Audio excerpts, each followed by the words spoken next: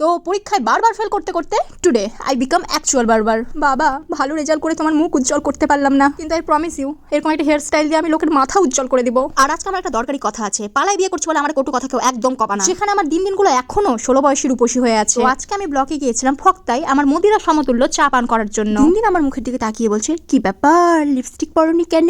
বরের সাথে ঝগড়া হয়েছে? সেজে গুজে থাকো, লিপস্টিকটা পরো, নাহলে কিন্তু রাজার আমি দুজনে একসাথে নিখোঁজ হয়ে যাবো।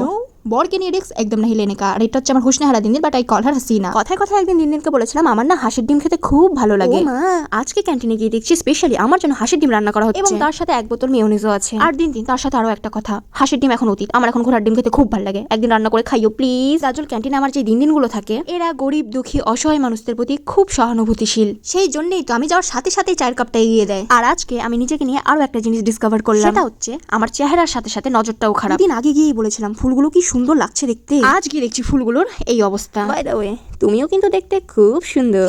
ভিডিওর এই পর্যন্ত যে দু একজন টিকে আছো তাদের নিশ্চয়ই ইচ্ছা করছে না আমার গালে একটা সরি স্যার। এই কথা বাদ দিয়ে এখন এর পরের কথায় আসি। আজ গিয়েছিলাম ঝোলা কিনতে। আরে হাসার কিছু নাই, ব্যাগের বাংলা মানে ঝোলাই হয়। নিচে যে পরপর কলরের ব্যাগটা আছে সেটা আমি বাই করেছি। ব্যাগটার আপার সাইডে লেখা আছে হ্যাপি বার্থডে। হ্যাঁ ভাই, সপ্তাহে 4 দিন আমি গুনে গুনে ব্যাগ নিয়ে বেরোবো আর 4 দিনই আমি জন্মাবো। আর আমার রাজবাবুর প্রথম দেখাতে আমি যেরকম প্রেমে পড়ে গিয়েছিলাম, এই ব্যাগটার সাথে আমার ঠিক সেরকমটাই হয়েছে। দাম জিগাইছি আর দোকানদার দাম কয় 480 টাকা।